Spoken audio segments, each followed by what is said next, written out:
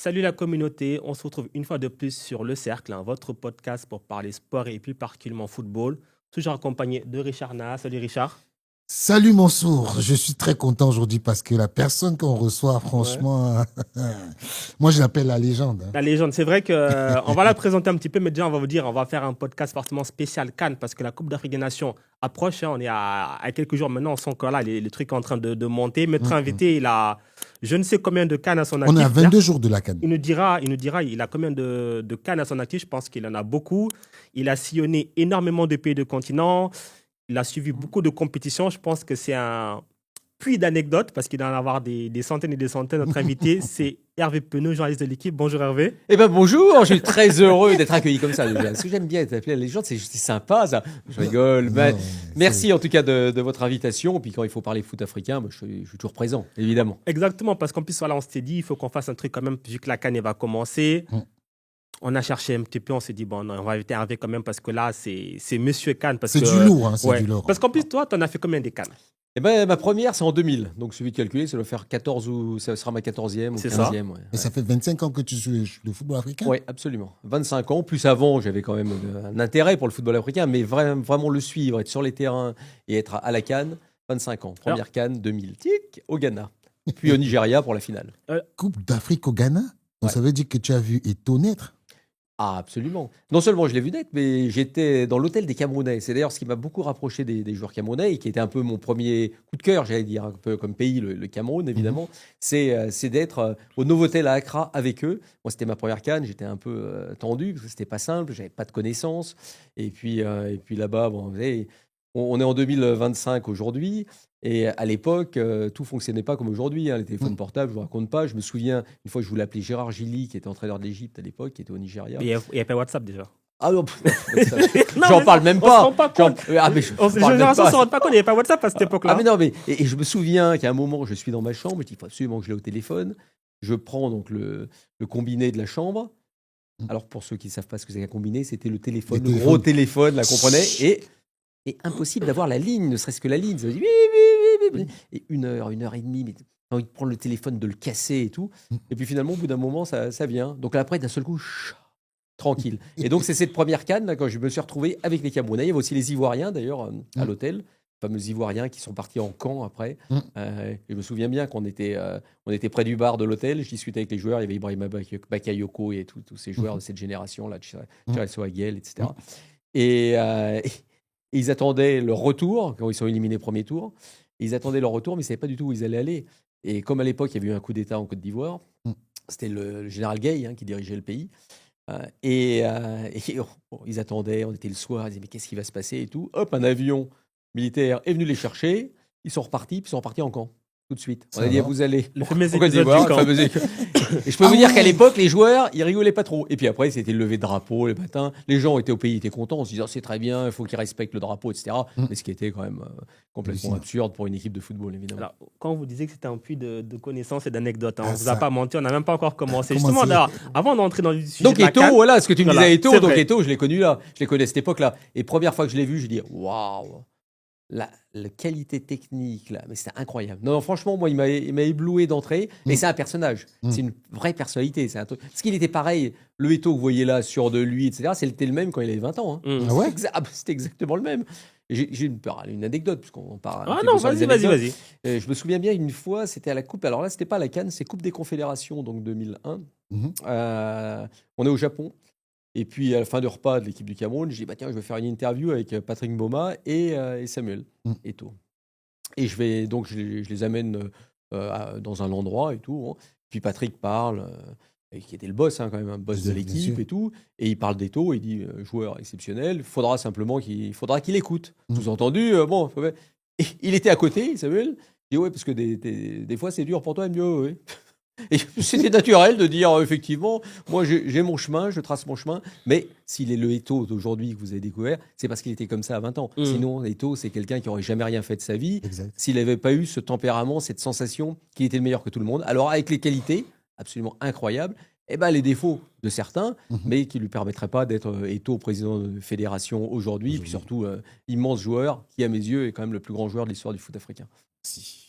Les Ivoiriens ne seront pas d'accord, mais bon, justement, ça fait partie du débat. Mais il y a débat. Non, il y a débat. Alors- Et j'adore bien Didier sûr. Drogba, j'adore Non. Yaya Touré. Exactement. En En fait, fait, on l'oublie souvent, Yaya Touré, dans C'est l'équation. Attention. il ne faut pas les opposer de toute façon. Non, Moi, non, Hervé, non, j'avais non. une question et je pense que beaucoup se la posent. Du coup, en fait, comment est-ce que tu es arrivé dans le football africain? Bah, c'est un truc assez simple. Hein. C'est quand j'arrive à l'équipe en 1999, et il y a une petite annonce. Celui qui veut faire la CAN en 2000, eh ben, il faut qu'il soit candidate. Alors moi, tout de suite, je me suis dit coup de chance. Et encore, je l'ai vu au dernier moment. Ça se trouve, j'aurais pu ne pas candidater. J'ai Exact. candidaté et j'ai été pris avec la seule obligation qui était celui qui faisait la CAN ne faisait pas l'euro. Parce que, D'accord. il fallait Forcément. quand même que... Donc tu as sacrifié. Ah non, c'était pas un sacrifice. Moi, tout de suite, j'ai dit, je veux faire la CAN, et pas même l'euro, mais je m'en fous complètement. Ça me pose aucun problème. Et d'ailleurs, pendant des années, les chefs me demandaient de faire l'équipe de France, qui est chez nous un peu le Graal, on va dire. Et chaque fois, je disais, non, l'équipe de France, c'est très bien, mais moi, j'ai envie de faire le foot africain, c'est ce qui m'intéresse. Vous savez, c'est un peu plus que du foot. Moi, j'ai vécu des trucs que personne n'a vécu, je pense, dans mon métier. En termes de reportage, de relations. Et puis c'est ce qui m'a permis d'être ce que je suis aujourd'hui. Moi, ça m'a nourri. Hein. La personne que je suis aujourd'hui, c'est grâce aux gens que j'ai rencontrés là-bas. Mais justement, d'où te vient cet amour? Parce que moi-même, je ne comprends pas. Parce que si tu dis que c'est sur une annonce et que tu as postulé, et c'est un amour que tu as depuis longtemps sur le Oui, foot africain? depuis longtemps. Moi, la première fois que je suis allé en Afrique subsaharienne, alors j'étais allé en Égypte une fois dans un voyage que j'avais gagné dans un jeu télévisé plus jeune. Enfin, je faisais beaucoup de jeux télévisés, ça me permettait de gagner un peu de... Le nom du jeu, tu l'as Oh, encore? je me souviens même plus. Ah ouais. Le premier, c'était Star Quiz. C'était un truc sur Canal+. Ah, je avec connais. Philippe Rizzoli qui Ok, présentait à l'époque. d'accord. Puis après, j'en ai fait quelques-uns qui m'ont permis de faire voyage. gagner quelques D'accord. petites choses. Donc, un voyage en Égypte. Mais c'est quand je suis allé au Gabon, j'avais Claude, un de mes meilleurs amis qui travaillait là-bas et qui était au Gabon. Et j'ai fait 3 semaines là-bas. Et j'ai adoré. Voilà, comment vous pouvez expliquer ça? Et j'avais lu un livre qui avait été aussi offert par Thierry, qui est mon meilleur ami, et qui était Onitsha de Leclésio, qui se passait au Nigeria d'ailleurs. Et j'avais été pris par l'histoire, pris par vous savez, ce sentiment que c'est quelque chose que vous avez envie de connaître, de découvrir, une atmosphère. Et voilà, j'ai été pris tout de suite. Alors après, vous pouvez me dire que ma femme est ivoirienne, donc ça Ça, peut on ne le aider. savait pas. Hein. Ouais, ma On femme savait est que t'étais ivoirienne le beau-frère d'origine, d'Eto. mais elle est française. Mais c'est pas nécessairement ça du tout. Hein. C'est plutôt tout le reste. Alors si, ça m'a permis d'aller en Côte d'Ivoire, de voir plein de choses évidemment. Mais c'est un ensemble, quoi. C'est un ensemble de choses qui fait que. Et puis après, quand vous êtes dans quelque chose, parce que moi quand je travaille, j'essaye, autant que faire se peut, de travailler le plus possible. Et donc plus vous investissez, plus vous aimez. Plus vous avez des relations avec les gens, plus vous connaissez les acteurs du jeu. Ouais. Vous savez, il y a plein de vacances que je passais à aller faire des CAN U17, CAN U20, ou aller dans les hôtels en région parisienne, voir les joueurs qui étaient en stage. Ça fait que j'ai connu plein de gens. Et puis voilà, c'est au fil du temps, quoi, c'est devenu une passion absolue. Quoi. Et c'est vrai qu'après, moi, j'attends les matchs foot africains avec plus d'intérêt que l'Euro, par exemple. Alors justement, tu as couvert plein de compétitions européennes, africaines et peut-être aussi mondiales. Qu'est-ce qui fait que pour toi, l'ambiance CAN, elle est si particulière? Parce que c'est quelque chose de différent. Déjà, il faut bien se rendre compte de ce que représente le foot en Afrique. Alors bien sûr, je comprends bien qu'en Europe, c'est pareil. Vous avez des pays, vous voyez les Islandais, les Écossais, etc. Mais en Afrique, c'est un peu plus que du foot. C'est-à-dire qu'à travers le football, vous pouvez vivre des émotions que vous n'avez pas la chance de vivre dans la vie de tous les jours. Parce que malheureusement, il y a beaucoup de pays aussi où il y a une pauvreté qui est immense, des problèmes politiques énormes. Et je ne parlais même pas de guerre qu'on connaît dans certains pays. Et tout ça, il y a un moment, quelque chose peut se fédérer de positif. Et c'est autour de l'équipe nationale, où là, vous n'avez plus de problèmes ethniques et tout ce qu'on peut connaître parfois dans certains pays, même s'il ne faut surtout pas réduire les pays à ça, parce que là, je ne peux pas assez pour dire qu'il faut arrêter de penser l'Afrique en termes ethniques, mais il n'empêche qu'il y a ce sentiment. Et d'ailleurs, il y a un truc qui est assez drôle en Afrique, parce que je dis souvent l'Afrique n'est pas une et indivisible, mais il y a quand même un élément où on peut dire quand même qu'il y a un sentiment d'Afrique quand même qui existe. Par exemple, vous allez voir en Europe, si la Serbie est en finale de la Coupe du Monde, tout le monde s'en fout. En France. Ah ouais?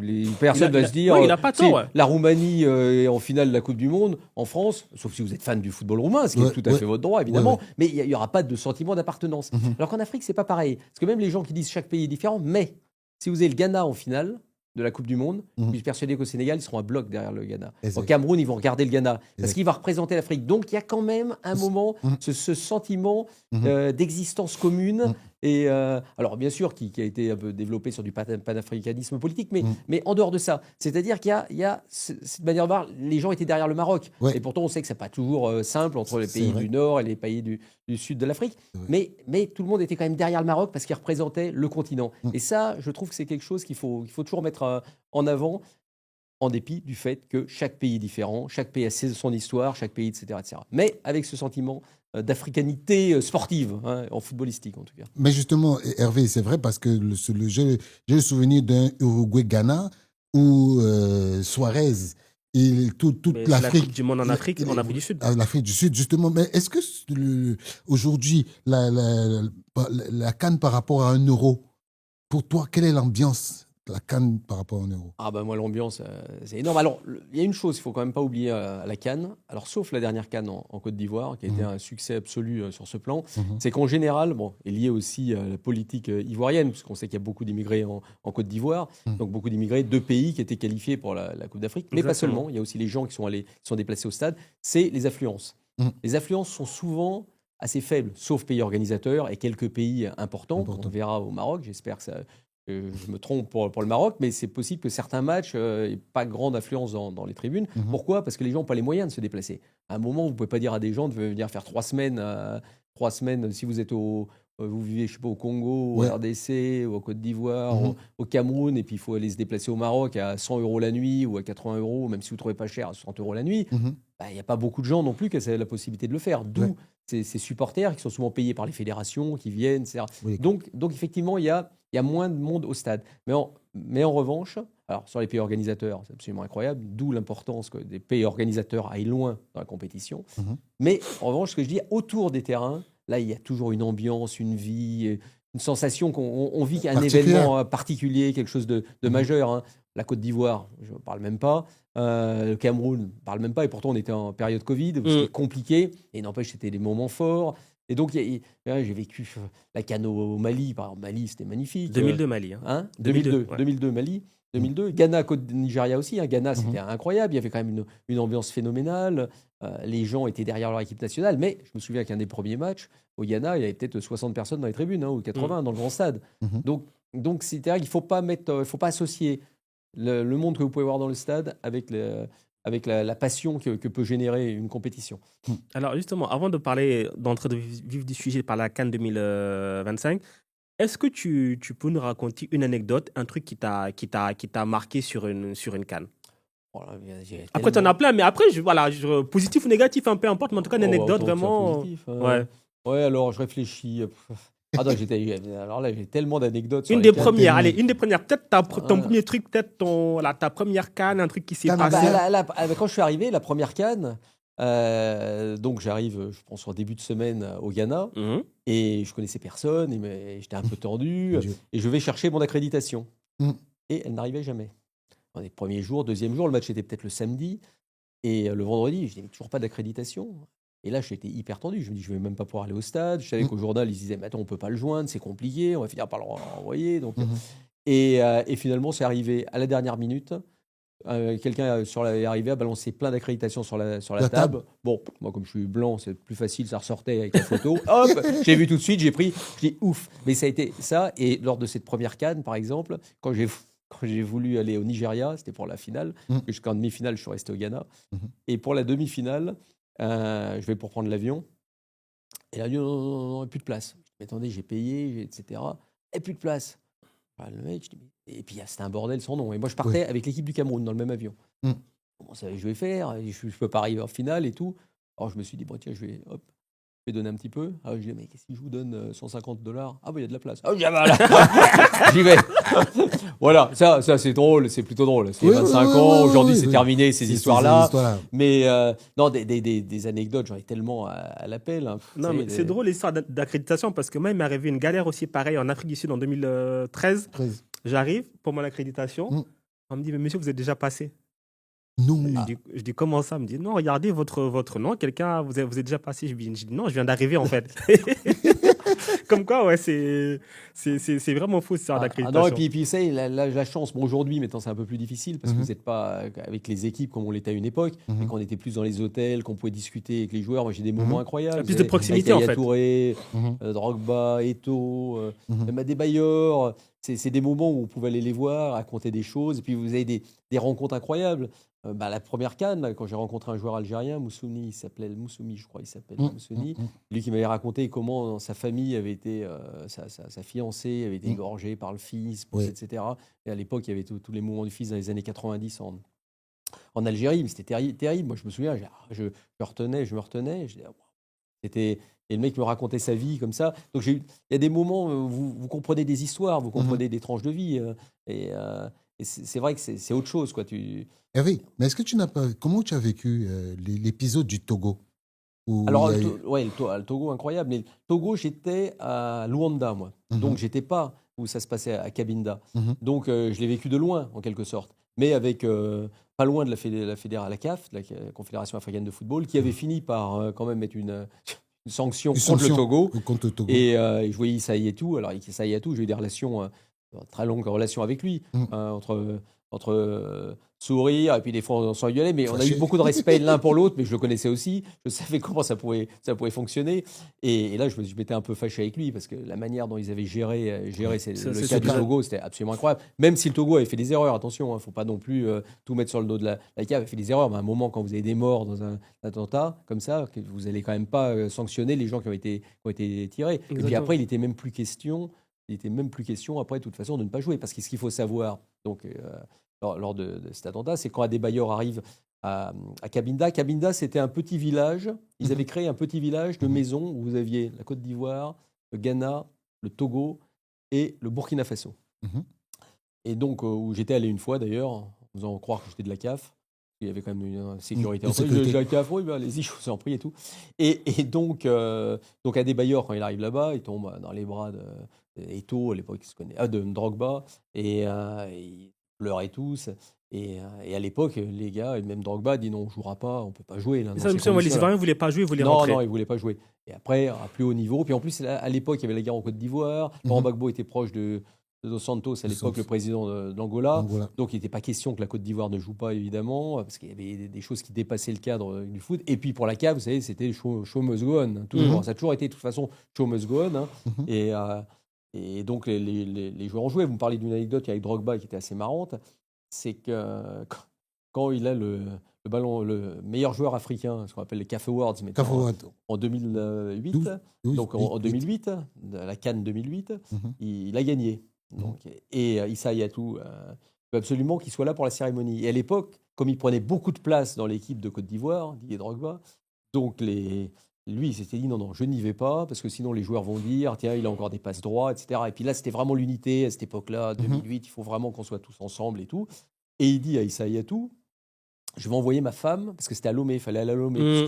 C'est bon, je vois. Il fallait aller à Lomé. Et donc, il dit, ma femme peut y aller pour récupérer le trophée à ma place. Et lui dit... Et Hayatou dit, ah non, mais il y a un règlement à la CAF, un règlement totalement inventé dans la seconde. Il dit, non, ne peut récupérer le trophée que le récipiendaire. Il dit, ah non, mais je n'y vais pas. Et donc, c'est comme ça que cette année-là, je crois que c'est Kanouté qui l'a eu. On a dit, c'est le premier joueur né hors d'Afrique qui a vu le Ballon d'Or. Mais sur le fond, même si Kanouté était un magnifique joueur, c'est pas lui qui devait l'avoir. Ouais. Et Drogba, donc lors d'une conférence de presse, il y a une conférence de presse de 3 jours après à la Côte d'Ivoire, il m'appelle, il me dit, Hervé, tiens, et voilà, je voudrais faire un message pour dire que maintenant, je ne veux plus participer à ce titre de meilleur joueur. Elle ne voulait plus. Non. Et donc, je lui dis, bon, alors je fais un texte. Je lui dis, voilà, si tu veux. Et donc, il dit ce texte, même si c'est sa prise de décision, parce que de toute façon, que vous le vouliez ou pas, ça ne compte pas, puisque ce n'est pas vous qui décidez, c'est les gens qui votent pour vous. Et d'ailleurs, il l'a eu après, si je ne m'abuse. Et donc, il était hyper content. Non, parce que, vous savez, c'est un peu le côté... c'est tellement décevant de ne pas avoir ce titre-là. Alors que lui, c'était tellement important pour lui. Il faut bien comprendre. Cette époque-là, ce qu'il représente, en plus, Didier Drogba... Surtout quand on vous dit que vous avez gagné. Ah bah surtout, il a gagné. Surtout qu'il sait qu'il a gagné. Il n'y a pas de souci. Et donc, Didier annonce à ce moment-là Didier Drogba annonce à ce moment-là qu'il décide de ne plus faire partie de ce concours. Mais ça a été vite balayé après par le temps, évidemment, parce qu'après, être meilleur joueur africain de l'année, c'est quelque chose de super important pour tous les joueurs. Bien sûr. Bon, vas-y. Alors, justement, on va rentrer quand même sur la CAN 2025 parce que c'est quand même le thème de cette Oui, de c'est cette vrai, mais émission. avant de passer à la CAN 2025, On je passe voulais à la demander CAN parce que 2025, vas-y. il y a beaucoup d'anecdotes, mais Hervé, de tout ton parcours à la CAN, est-ce qu'il y a un joueur que tu as vu commencer et dont personne ne comptait sur lui? Parce que je dis, par exemple, est-ce qu'il y a un joueur que tu as remarqué qu'il pouvait être une star et au début, qui ne pouvait pas. Je prends un exemple, un joueur comme Michael Essien.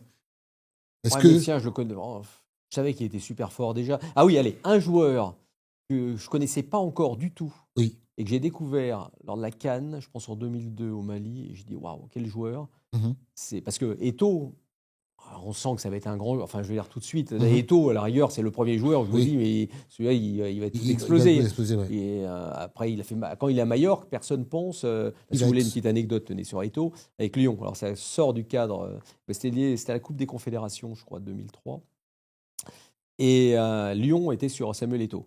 Mm. Et Jean-Michel Aulas. Et il y avait Bernard Lacombe qui était conseiller technique de Jean-Michel Aulas. Et on est dans les couloirs de Gerland. Mhm. C'était le stade de Lyon. De Lyon, ouais. Et je me souviens, il y a Bernard Lacombe qui appelle Jean-Michel Aulas. Il dit Jean-Michel, venez. Demandez Hervé. Ah, dis-lui Eto'o, hein, c'est bon ou pas Eto'o? Alors, je dis, ah ouais, Eto'o, très, très, très fort. Très, très fort. Alors, en ce moment, le problème, c'est qu'il n'était pas aussi efficace peut-être qu'aujourd'hui. aujourd'hui. Peut-être pas aussi efficace, Mhm. mais je dis, c'est un joueur hors norme. Ah, vous voyez, président, vous voyez. Parce qu'en fait, ça s'est joué à très peu. S'il avait mis un peu plus d'argent, je pense qu'Eto'o aurait pu jouer à Lyon. Mhm. Et il n'a pas mis cet argent supplémentaire, erreur majeure, parce que quand vous avez Eto'o, il faut en profiter. Surtout à ce moment-là. Et donc, il l'a pas pris. Mais c'était Eto'o, on voyait. Mais par exemple, un joueur, là j'y pense, mais il y en aura peut-être plein d'autres, hein, je veux dire. Mais Djila Diarra, Ouais. par exemple, Oui. le joueur malien, Qui est à Lyon. qui a été à Lyon après. Et là, c'était un phénomène. Ah, mais franchement, Djila Diarra, il a joué au Real Madrid, hein, Real c'est pas pour Madrid, rien, ouais. hein, demandé par Capello, il ne pas demandé par un entraîneur de national. J'ai beaucoup de respect pour les entraîneurs nationaux, mais enfin pour faire sa place. Il y a un écart, il y a un monde d'écart. Pour faire sa place au Real Madrid. Bon. Et Djila Diarra, exceptionnel. Qualité de pied, puissance, il perdait jamais un ballon. Dès que vous étiez en difficulté, vous lui donniez la balle. Il manquait un peu de vitesse sur les premiers appuis, oui, mais moi, c'est toujours ce qui m'a bluffé chez lui. C'est cette capacité, si vous voulez, à jamais mettre un partenaire dans l'embarras. C'est-à-dire, dès qu'il sentait qu'il était en difficulté, il préférait lui récupérer. De toute façon, on ne lui prenait pas la balle. Hein. Et puis, alors, ouverture de 40 mètres, pied droit, pied gauche. Non, c'était un joueur phénoménal. Lui, la première fois que je l'ai vu, je dis waouh. Mais quand j'ai vu un Zokora, la première fois avec l'équipe de Côte d'Ivoire, je me dis, Zokora, c'était impressionnant. Impressionnant. Une qualité. Bon, il a une magnifique carrière, hein, Zokora, mais je pense qu'il aurait pu avoir une carrière encore supérieure, peut-être en étant un petit peu plus. Un peu, je ne vais pas dire travailleur, mais disons. Discipliné. Ouais, on va dire ça, En plus, c'est marrant ce que tu dis parce que je me souviens d'un quiz comme ça qu'il y avait eu en section de Côte d'Ivoire. Et ils avaient fait un jeu, ils avaient demandé à tous les joueurs quel est le joueur le plus doué techniquement. Ils avaient tous répondu Zokora. Ah, mais Zokora, attendez, moi, les premières fois que je l'ai vu. Autre anecdote, tenez, vous voulez des anecdotes? Encore avec Bernard Lacombe, parce que je suivais Lyon, donc je suis au courant. Et donc, c'est à l'époque quand Drogba hésite entre Marseille et Lyon. Et donc, Bernard Lacombe est dépêché sur un match qualificatif, je ne sais pas si c'était Cannes, Coupe du Monde, je pense, à Abidjan. Et Bernard Lacombe avait une petite spécialité, c'est qu'il prenait les feuilles de match et à côté, il mettait des petites croix pour bien expliquer. Comme ça, à la fin du match, celui qui avait le plus de croix ou de traits, il se disait « Ah, lui, il a été super fort ». Et donc, je lui dis, donc je l'ai au téléphone, et donc il avait fait un super boulot avec Didier Drogba, il lui avait offert un maillot, son nom de Lyon et tout, ce qui aurait pu peut-être modifier, mais lui c'était l'OM quand même, et enfin, ça a été l'OM. Mais bon, en tout cas, il avait fait super bien le boulot. Et donc, je l'ai au téléphone, je lui dis, alors t'as vu, hein, il y a deux joueurs, là, moi la première fois que je les avais vus, je pense que je les avais vus lors d'un match à Châteauroux, contre le Cameroun d'ailleurs. Ouais. Et je pense que c'est la première fois que j'ai vu Zokora en vrai, et si je ne m'abuse. Et ils avaient gagné 3-0, hein, je ne sais pas si tu te souviens. Et les Ivoiriens, pas les Camerounais. Et donc, je lui dis, t'as vu, t'as deux joueurs. Il me dit, ouais, bon, tiens, il y a deux joueurs, il y a plein de croix, enfin plein de traits. Alors j'ai dit, c'est qui? Drogba, évidemment. Et il me dit un gars qui s'appelle. Alors je lui dis Zokora. Il dit non, un mec qui s'appelle Maestro, ou le contraire. Oui, C'est-à-dire que sur la feuille de Maestro, match, il y avait oui. marqué Maestro, Maestro, et et son lui, il surnom. ne savait pas, bien sûr, il ne connaissait pas. Et je lui dis bah non, mais c'est lui dont je te parle, en fait, c'est son surnom. C'est Ou alors son surnom. le contraire. Donc c'était drôle, mais c'était un joueur phénoménal. Et Yaya Touré, non, mais c'est une qualité, Yaya Touré, qui était incroyable. En plus, c'est un mec très particulier, très sympa, intelligent, très intelligent. C'était. Non, Colo, tout ça. Mais bon, Colo n'était pas un gars ultra doué. D'ailleurs, il fait une carrière magnifique avec un travail, volonté formidable. Et Yaya Touré, un talent. Waouh. Mais cette génération, vous vous rendez compte, cette génération de Côte d'Ivoire. Là, pour Incroyable. moi, j'en parlais meilleure. récemment avec quelqu'un de République démocratique du Congo. Et je lui disais, mais si en République démocratique du Congo, vous aviez eu Jean-Marc Guillou, qui au lieu de poser ses valises à Abidjan, c'est Abidjan, Bien. les avait posées, mais vous seriez champion du monde. Mais oui. Non, mais il a sorti des joueurs incroyables dans un pays qui a 20 et quelques millions d'habitants. À l'époque, il y a une grosse vingtaine, 21, 22 à l'époque où il y avait d'habitants. Et là, vous en avez plus de 100, C'est ça. avec des talents Le mais vivier est partout. monumental. Oui. Partout. Mais là, mais vous seriez. Alors, le problème, c'est qu'il aurait fallu le faire au C'est- RDC, ça aurait peut-être pas été simple. Mais Hervé, en parlant de Hervé Guillou, justement, parce que Jean-Marc Guillou, je suis allé regarder la feuille de match du match Espérance de Tunis, la finale. Bien sûr, Espérance de bien Tunis contre ASEC Bien Mimosa. sûr. Je me suis rendu compte qu'il y avait un joueur qui s'appelait Thierry Souagueyi. Il était dans cette équipe-là. Et c'était des jeunes, avec Yapi, Yapo, tout ça. Je pense que c'était. Mais c'est parce qu'ils avaient décidé pour cette finale de mettre justement les gens de l'académie. Oui. C'est Fulon qui avait gagné la Coupe d'Afrique avant avec l'équipe. Et ils avaient décidé de passer l'équipe de Jean-Marc Guillou sur cette finale. Oui. Maître Ouénien était déjà à se poser quand même des C'était questions. frileux. Ils disaient est-ce que c'est une erreur? Est-ce qu'on va pas? Parce que c'est quand même un match important et tout. Exact. Et ils sont allés au bout de l'histoire avec Jean-Marc Guillou sur ce match-là. Et c'est là que tout a commencé. Enfin, tout a commencé. Ça avait commencé des années avant, puisque ils avaient commencé par une première sélection de 8 joueurs. Ils étaient 8, hein, dont Zokora. Zokora. Colo, et c'était une première sélection de 8 joueurs. Et après, ils allaient défier tout le monde un petit peu, puis ils ont récupéré de plus en plus de joueurs. Et puis avec la théorie de Jean-Marc Guillou, vous savez, jusqu'à telle année, vous jouez pieds nus, après, il faut passer des grades, etc. Un type incroyable, Jean-Marc Guillou, mais c'est un génie de l'enseignement du football. Un génie de l'enseignement du football. Et donc, il décide de faire jouer cette équipe-là. Et il gagne. Et c'est un truc 3-0. incroyable contre l'Espérance, qui était une Espérance de vieux briscards, Avec les de joueurs qui avaient Trabelsi. l'habitude et qui avaient l'habitude de jouer des compétitions de ce calibre-là. Et c'est ce qu'ils font là, c'est le début de la magnifique histoire. Et Zokora est le premier d'ailleurs, hein, premier à partir. Et puis après, les autres suivent.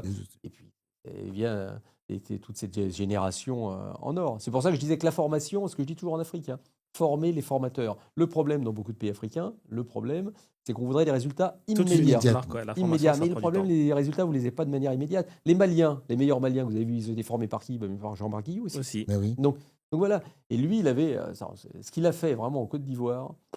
Rappelez-vous que l'équipe de Coupe du Monde de 2010, en gros, c'est 10 académiciens et Drogba. Ah oui. Ah bah bien sûr. Vous aviez Copa Barry, Copa vous Barry. aviez Tiéné. Alors, il y a Tiéné là-bas? Non, Boca. Boca. Boca, il y a Zokora, il y a Colo, il y a Gay. Yaya, il y a Gay, il y a Guy Aruna, il y a... alors, Il y a Guy Demel en 2010, non? Oui, il y a Guy Il y a Demel Guy peut-être, Demel, ouais. ouais, Guy Demel. Mais en gros, c'est quasiment ça. C'est quasiment, mais je crois que sur le premier match, je me demande s'ils ne sont pas 10 académiciens plus. Parce que je pense que Zokora est descendu en défense centrale. Vous aviez Romaric, vous aviez donc Aruna Dindan, vous aviez. C'était du beau monde. Il y a Kader Keita aussi. Kader Keita. C'est Alors, vrai. Salomon Kalou, il n'y est pas, parce que je crois qu'il vient après. Non, c'est une. Alors, Kader, ouais. peut-être il en manque un ou deux, peut-être, mais peut-être ils étaient 9, mais il me semble que. Parce qu'il me semble avoir écrit un papier là-dessus. C'était en gros toute l'équipe plus un. Plus Bon, un. allez, peut-être qu'ils étaient. Allez, peut-être à un 8 ou prêt. 9. Allez, À un prêt, Voilà. on te l'accorde. Voilà, On te j'espère. l'accorde. C'était il y a 15 ans. Alors, faisons le saut Côte d'Ivoire-Maroc. On sort d'une, je pense, on a encore tous en souvenir Ah d'une ouais. CAN en Côte d'Ivoire, Plus belle canne de l'histoire. de l'histoire en termes d'organisation, de scénario qui Scénario. Le scénario, il est improbable. Je pense que même les plus gros scénaristes n'auraient pas pu imaginer ça. Mais d'ailleurs, Oui. il y a un truc, parce qu'on parle souvent du Maroc qui a aidé la Côte d'Ivoire. C'est pas le Maroc qui qualifie la Côte d'Ivoire. Il qualifie de fait, puisqu'il gagne le dernier match contre la Zambie. Mais on peut se dire qu'ils vont gagner la Zambie, même si heureusement que Bonou fait cet arrêt en fin de match. Mais la vraie équipe qui a des liens comme ça avec la Côte d'Ivoire, comme ça, c'est le Ghana. C'est le Ghana, avec le gardien qui fait un corner alors qu'il n'y a aucun Mais danger. c'est absolument C'est vrai. invraisemblable. Invraisemblable. Et si vous regardez bien l'histoire, et c'est Zokora qui me disait ça l'autre jour, vous voyez, que j'étais avec lui, passé un petit peu de temps avec lui au Café Awards, là, la veille au soir. Oui. On s'est retrouvés, donc toujours un plaisir d'être avec Zokora. Et un type top, un top type. Et il disait, mais tu te rends compte, nous, notre histoire, c'est le Ghana. 92, c'est le Ghana. C'est vrai. 2015, c'est le Ghana. Et là, les gens qui nous qualifient, c'est le Ghana. C'est vrai. C'est le Ghana. Non, c'est vrai, c'est des cinq parce croisés. qu'on a toujours parlé, mais qu'est-ce qui a pris dans la tête du gardien de but? Alors, n'oubliez pas déjà, il menait 2-0 à la 91e minute, C'est ça. avant un penalty, et la 95e ou 94e, ils prennent le deuxième but, il aurait le dos de la tête. Mais que vient faire le gardien à ce moment-là? Pour sortir une balle en corner alors qu'il n'y a aucun... Parce qu'après, vous êtes derrière le Ghana pour la meilleure troisième, et là, ça. c'est plus possible. Mm. On peut plus, Ah oui. la Côte d'Ivoire ne peut plus passer. Et puis, Donc ce qui s'est passé dans cette canne-là, c'est proprement Hallucinant. ahurissant. Dans un pays génial, avec une ambiance incroyable, avec des supporters du monde, j'allais dire, de l'Afrique entière, puisque là, pour le coup... Non, franchement, il y a des supporters de partout. Franchement, il y a vraiment des supporters de partout. Parce que c'est une telle terre d'accueil, la Côte d'Ivoire. Et vous avez du monde de partout, déjà. Il y en avait partout. Donc c'était génial, une ambiance. Et puis au bout, parce qu'il faut que le pays organisateur aille loin dans une canne. Ouais, Sinon, ouais, c'est un peu comme le Maroc. Là. Si le Maroc est éliminé en 8e, vous vous rendez compte, votre canne, elle prend Imagine- Alors, sacré coup dans la tête. parlons-en justement, parce que là, il y a maintenant que on sort de cette canne-là, qu'on va dire, on dit, tout le monde dit, oui, c'est la meilleure parce que les standards sont très, très hauts. On sent que le Maroc est en train de se préparer pour, en tout cas, en termes d'infrastructure, de logistique, c'est énorme, peut-être mettre la barre encore plus haut, parce que je pense oui. qu'il y a une volonté de montrer Bien sûr. que on fait la canne, mais on prépare la Coupe du Monde aussi. Oui, tout à fait. Non, mais eux, la canne, c'est sur le chemin de la Coupe du Monde. Non, mais de toute façon, en termes d'infrastructure et tout, il n'y a même pas à discuter. Ça va être la meilleure canne de l'histoire. Ouais. Vous avez peut-être l'Afrique du Sud qui pourrait faire, mais ils n'ont pas offert ces conditions-là, parce qu'on se souvient d'un terrain qui était d'ailleurs deux États, etc. À Montbella, ouais. Ouais, il y avait eu un petit problème de champignons sur la pelouse, là où jouaient d'ailleurs Le deux Togo, équipes. Togo, Niger, Burkina. Les deux équipes qui se sont retrouvées en finale. C'est Et vrai, la le Zambie. Nigeria. Et la Zambie qui n'avait pas perdu un match d'ailleurs, qui est C'est vrai. éliminée. Donc, non, là, en termes d'infrastructure, c'est hors norme. Les stades, j'en ai vu plus d'un de stades de la CAN, c'est incroyable. Ils En ont plus, tu fait étais là des- pour les barrages, là, Bien à sûr, Afrique. j'y suis allé. Ouais. Non, les stades, incroyables. Les infrastructures hôtelières, parce qu'il y a ça aussi. Ouais. Vous pouvez ajouter, les équipes, elles sont bien logées, il n'y a Bien aucun logées. doute. Non, alors là, j'ai aucun doute là-dessus. La seule différence par rapport à la Côte d'Ivoire, ce ne sera surtout pas sur les infrastructures, c'est évidemment sur le scénario. Mais ça, ce scénario, vous ne pouvez pas le prévoir. Et je peux pas imaginer que le Maroc se qualifie des meilleurs troisièmes.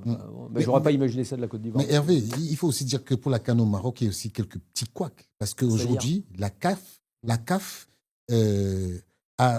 les Marocains, ils ont sorti une application pour demander aux journalistes de s'accréditer. Ah, il y a l'application Yala. Yala, ouais. Cette application aujourd'hui fait beaucoup de problèmes parce que beaucoup de gens n'arrivent pas à se loguer, arriver à... Moi, je l'ai même pas fait, ça.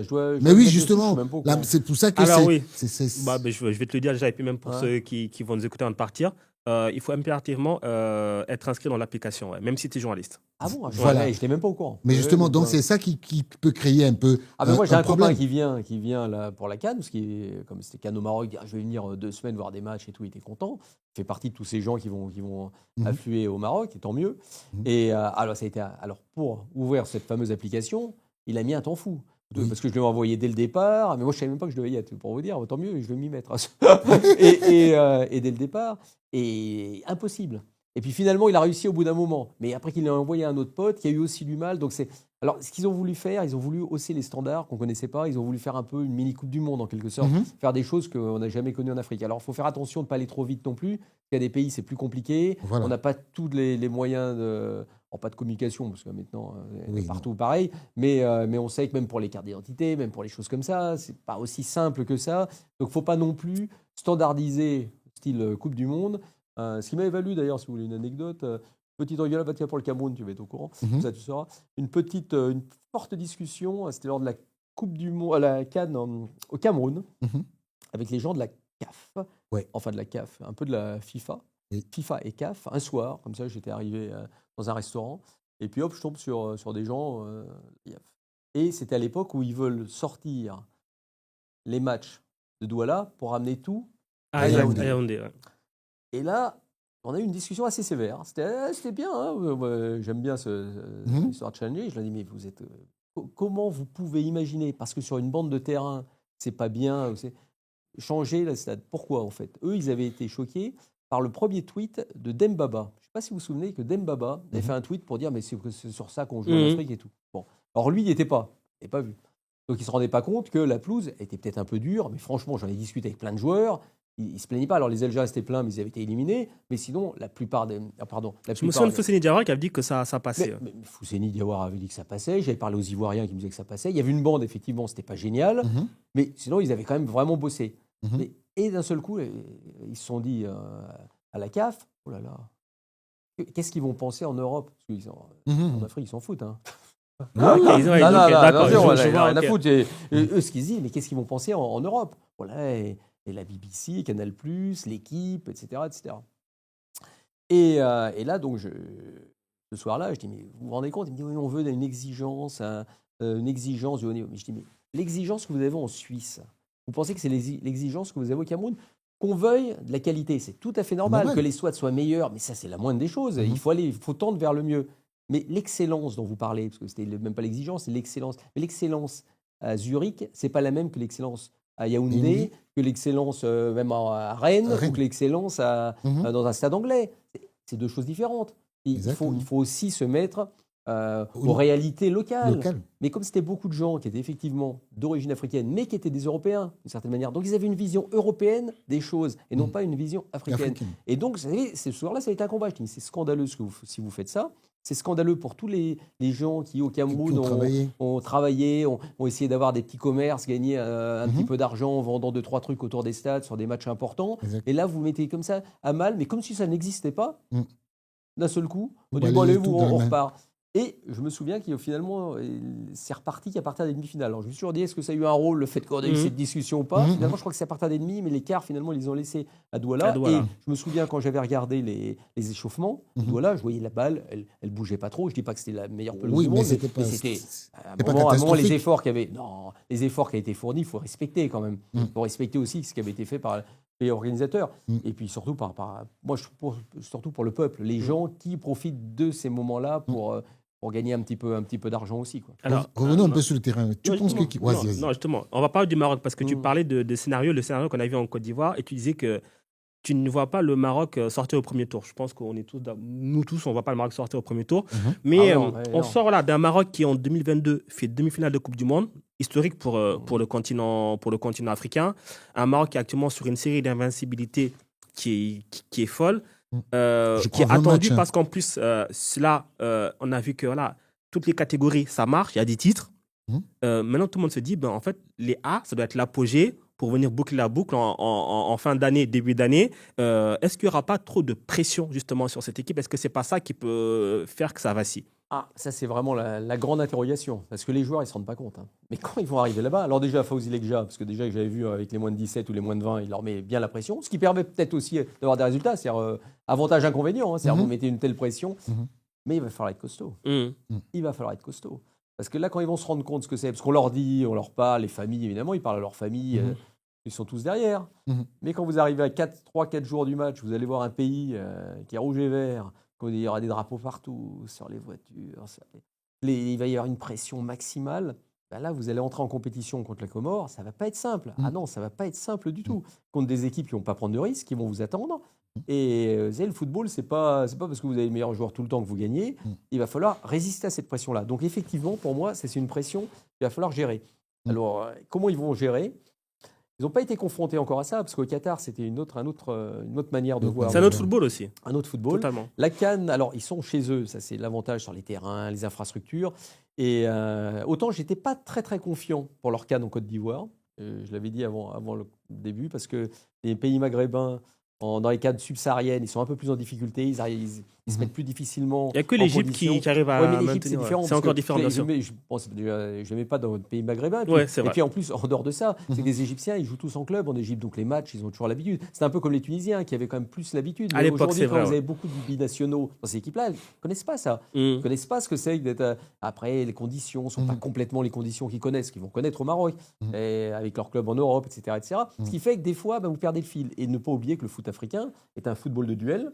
Les joueurs maghrébins, ils ont le dribble facile, ils aiment bien ça. Donc tout ça fait que des fois, quand ça passe un peu moins, vous perdez un petit peu le fil.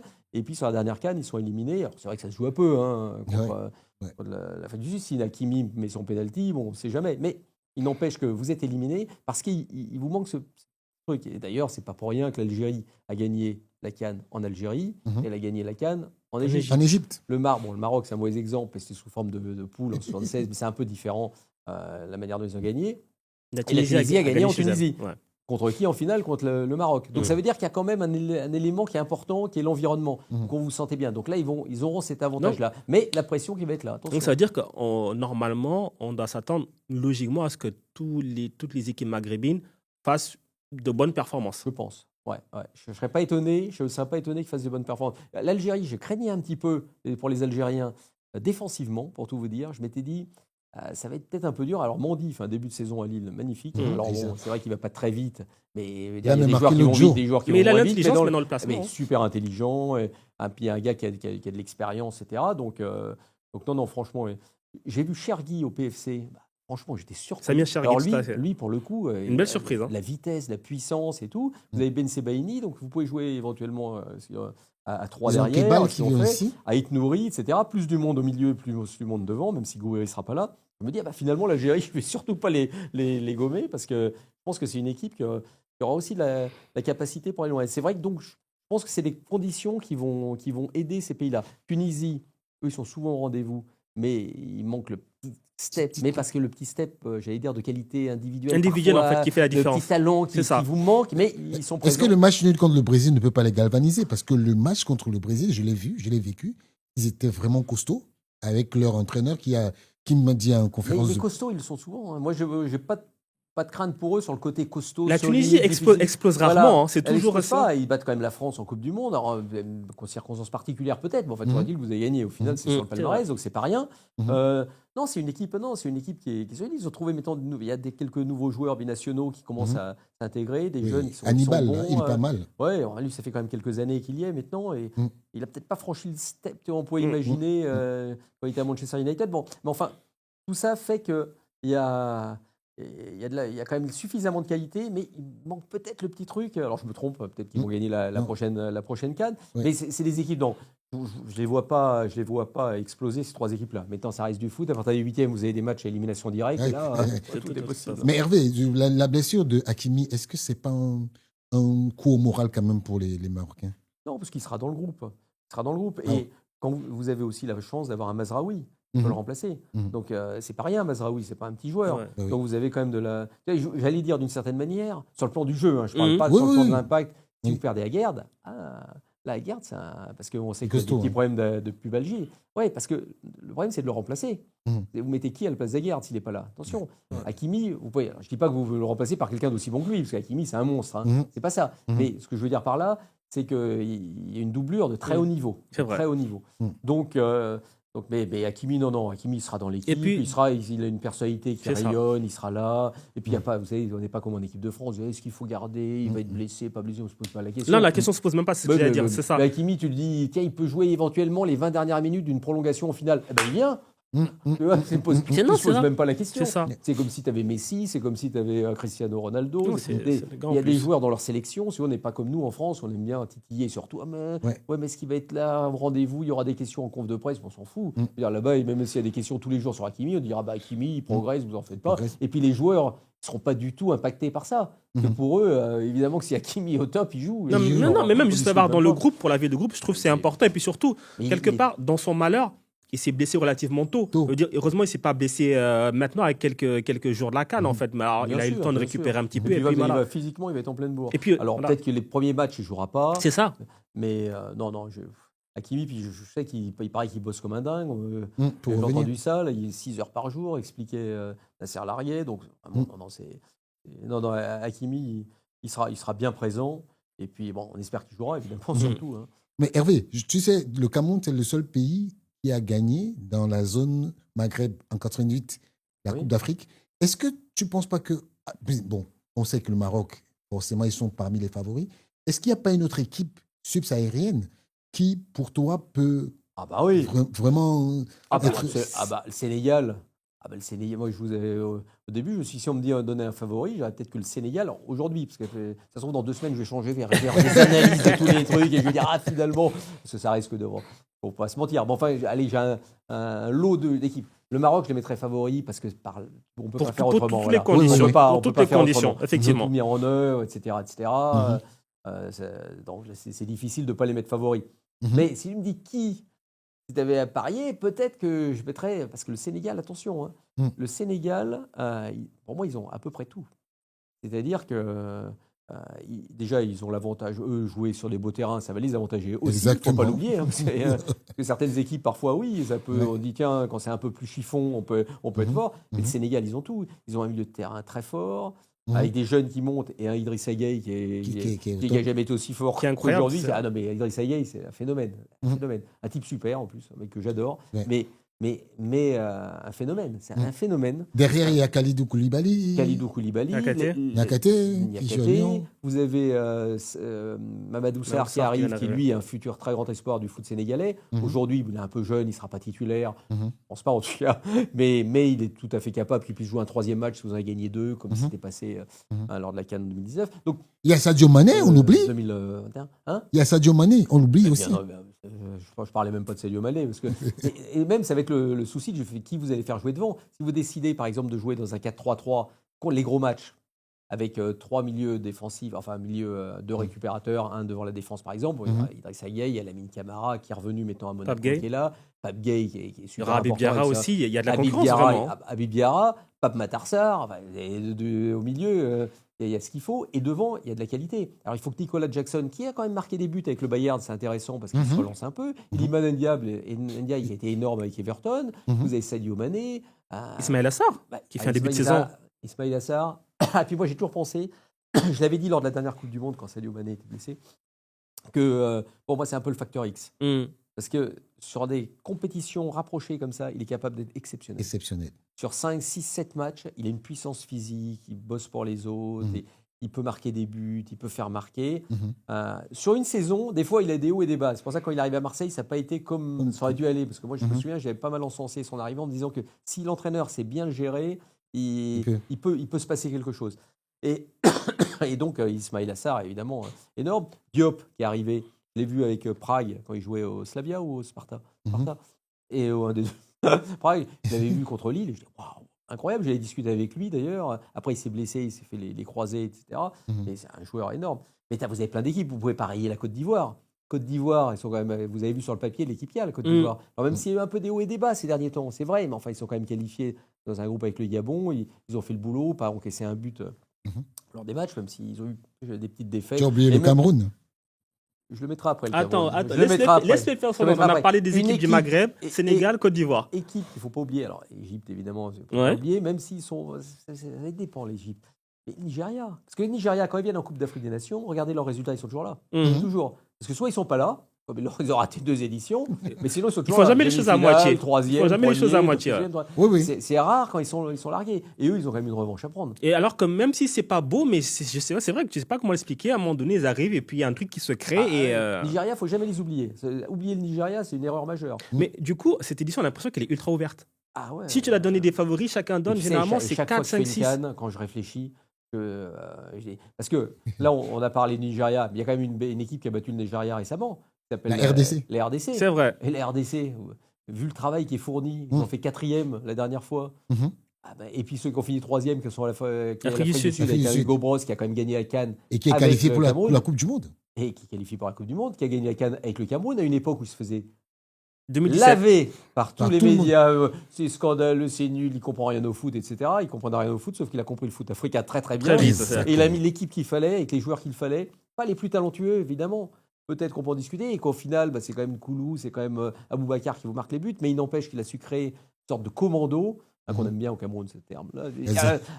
On vient défendre le drapeau, et effectivement, ils ont gagné cette compétition. Alors, donc attention, il y a beaucoup d'équipes. Et du coup, moi, justement, ça me fait penser à un truc, j'ai envie de te demander. Du coup, vu que le plateau semble quand même assez ouvert, est-ce que ça veut dire que le niveau global de ces sélections-là, c'est élevé ou Ouais. est-ce qu'alors on est sur un truc qui reste moyen justement et que on est entre moyens? Est-ce que alors ça veut vraiment dire Ah non, justement non, que le le niveau, plateau non, non, est le vraiment niveau, relevé? non, le niveau c'est élevé énormément. Et Hervé, tu as oublié le Mali.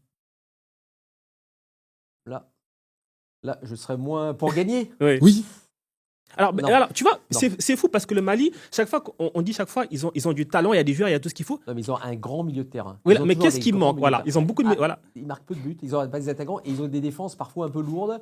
Et alors c'est vrai qu'ils ont un gardien qui connaît bien le foot africain et tout, mais c'est peut-être pas le top niveau non plus. Mm. Alors derrière, il y a un petit peu quelques lacunes Mhm. et devant. Mais au milieu, ils ont plein de joueurs. Ils étaient Mhm. obligés de monter un peu des joueurs devant. Mhm. Sinayoko avait été très très bon lors de la dernière CAN, il ne faut pas Mhm. oublier. Mhm. Mais ça manque un peu d'impact, je pense, pour gagner la CAN. Enfin, en tout cas, je ne les mettrai pas dans mes favoris. Et du coup, quelle équipe pourrait créer la surprise?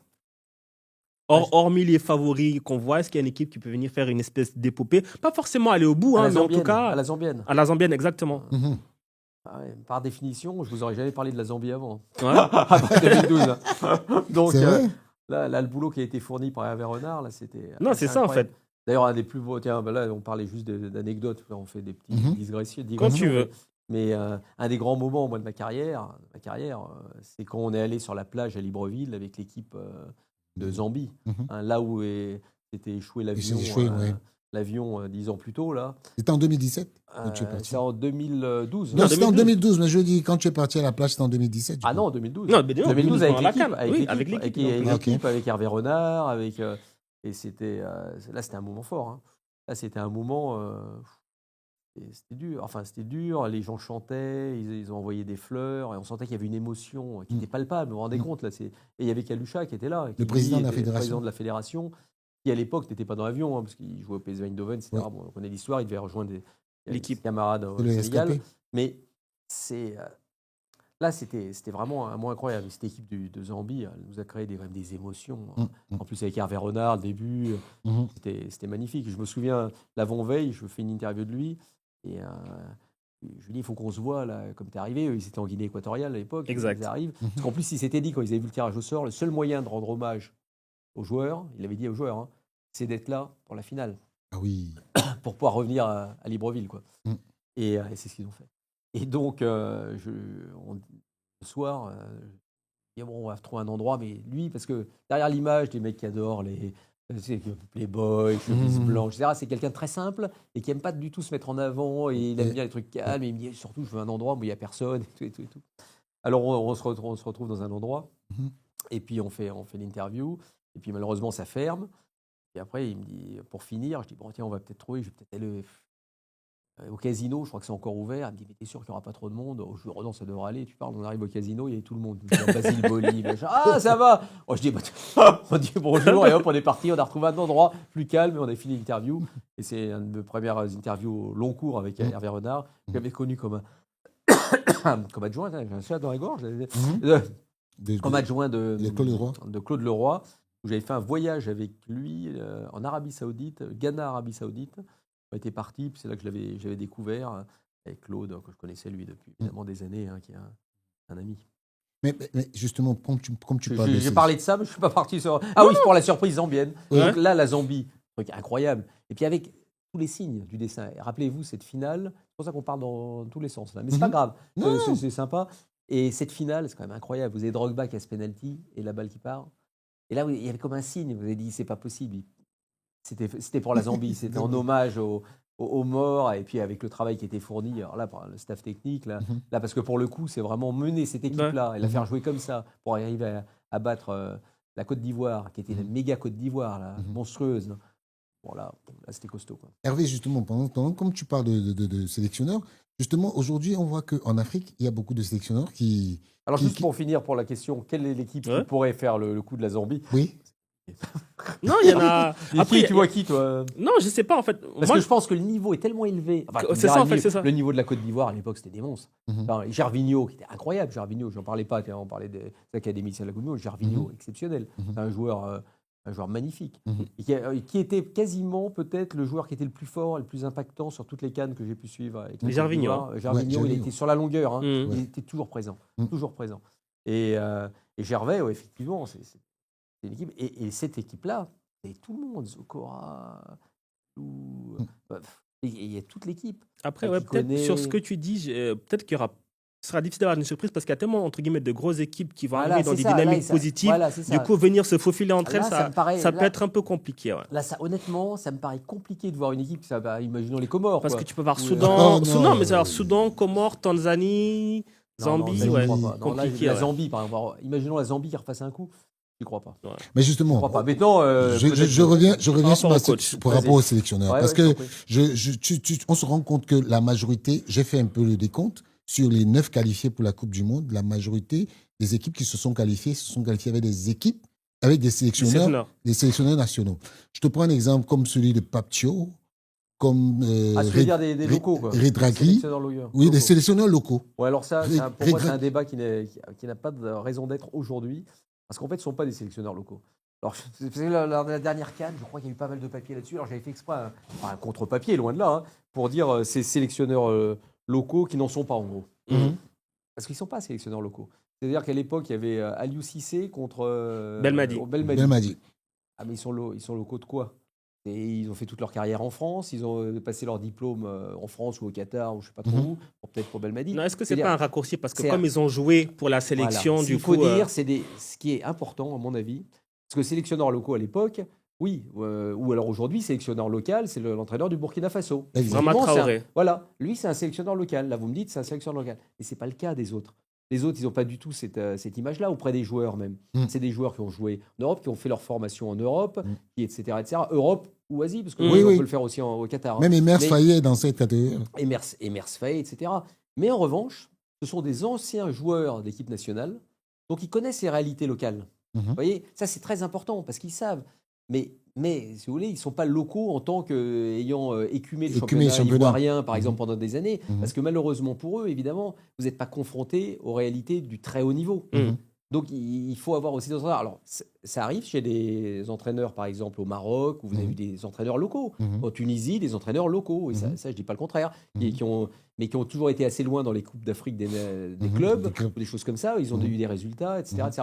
Mais sinon, Regragui, c'est quelqu'un qui a tout fait en France, etc., etc. Mais en revanche, c'est un capitaine de son équipe nationale, Belmadi, comme lui, ou Faye qui était en équipe nationale. Oui. Ce que je disais, ils Mhm. connaissent les réalités locales. Donc Oui. ils ont. Même Et ça, c'est Trabelsi. très important. Même C'est- Trabelsi, le coach. C'est pour ça que les entraîneurs, par exemple étrangers, Mhm. je dis toujours, il faut vivre dans les pays. Exact. Ça, c'est capital pour comprendre enfin, les réalités. Alors, c'est vrai que maintenant, il y a de plus en plus de joueurs qui sont à l'étranger, donc vous êtes obligé d'aller les suivre. C'est vrai. Mhm. Je ne dis pas le contraire. Mhm. Mais n'empêche, ne pas rester dans un pays, venir pour un rassemblement une semaine, c'est irrespectueux, monsieur. Mhm. Parce qu'il faut que vous soyez au contact de la Contact de la population, population. comprendre les gens. Un pays, c'est pas simplement Mhm. un mec qui tape dans une balle. Heureusement, Mhm. c'est comprendre les réalités des pays. Mhm. Alors, ne pas être enfermé dans ces réalités.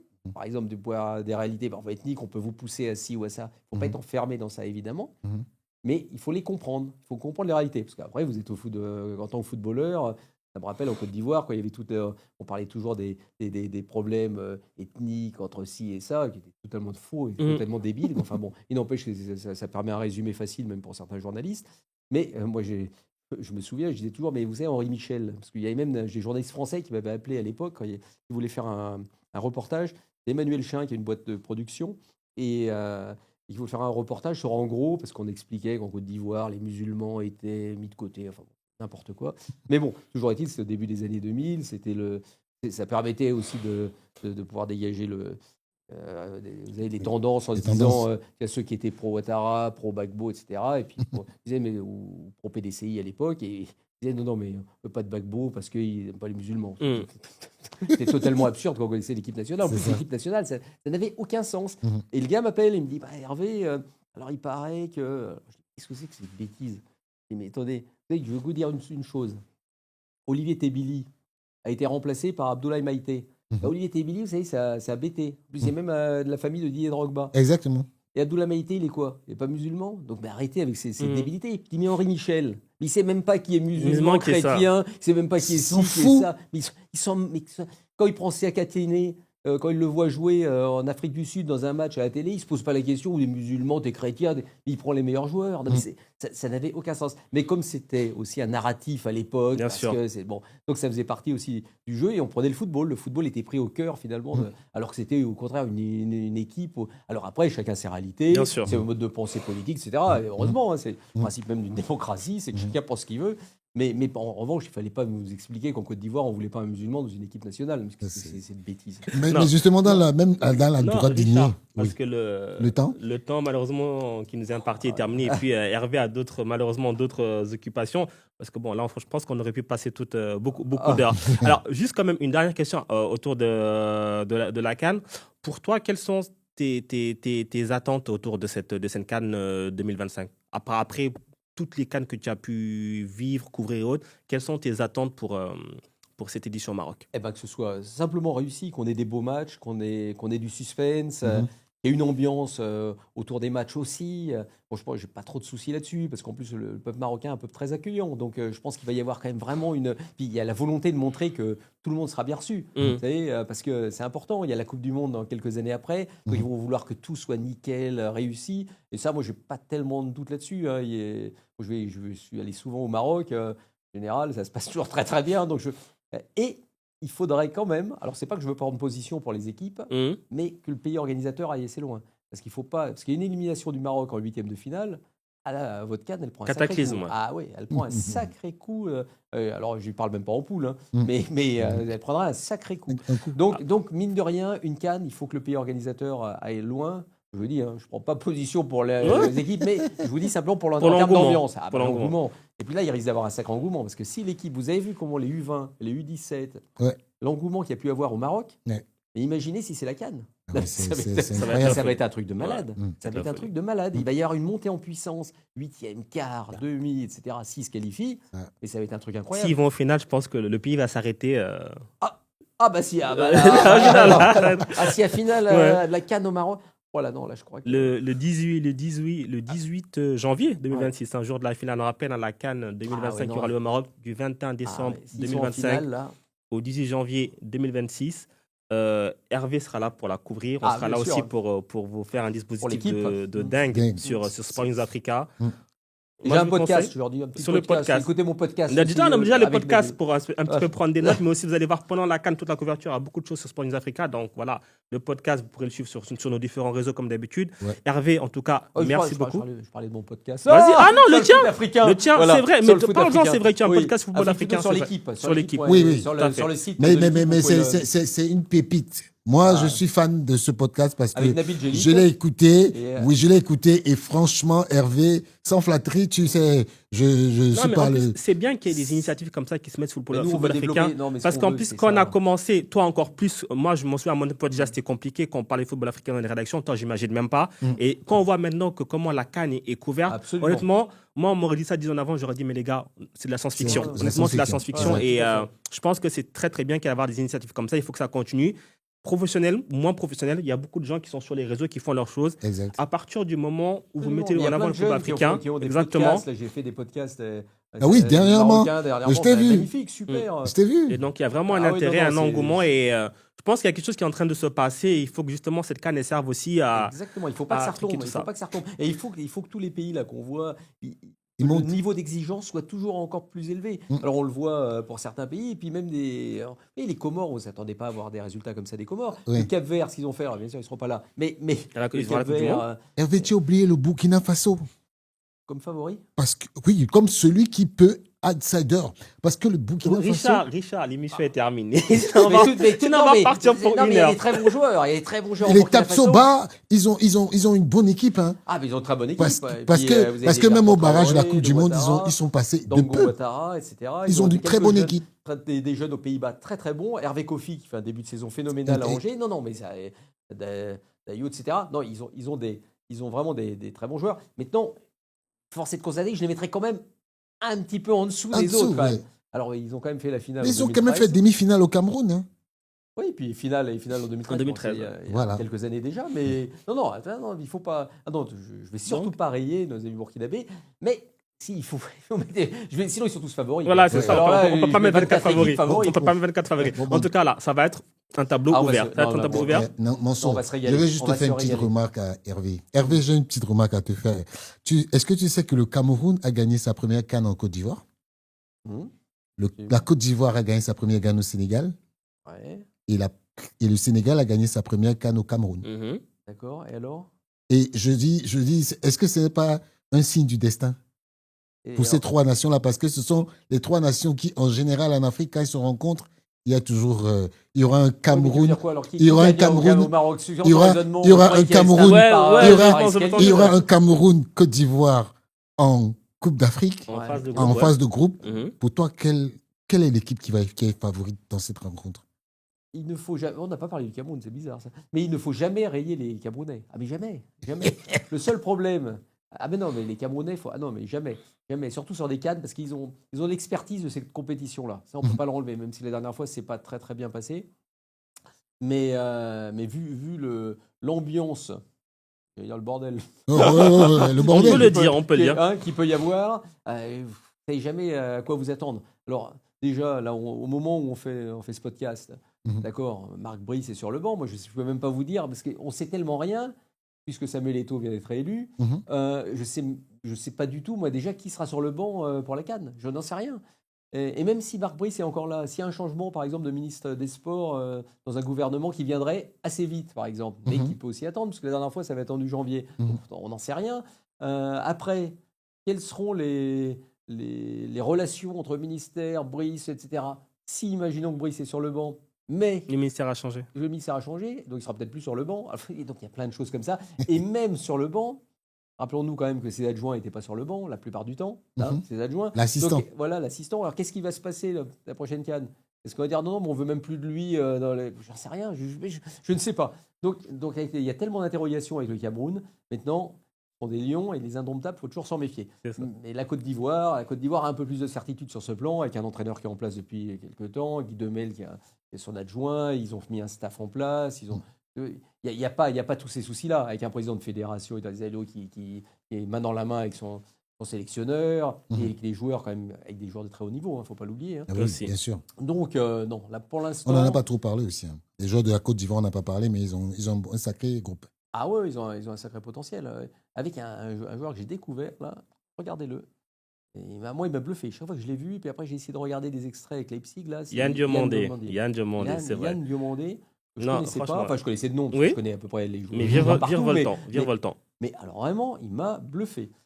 Alors, est-ce que c'est un peu feu follet ou un feu de paille, j'allais dire. Ouais. Un feu de paille, ou à 18 Attention, ans, on va, là, je dis à regarder et à suivre de près. Parce que franchement, Justement, il y aura beaucoup d'attractions sur cette CAN Exact. au niveau du jeu. Je pense aussi de tout ce qui se passera autour de la compétition.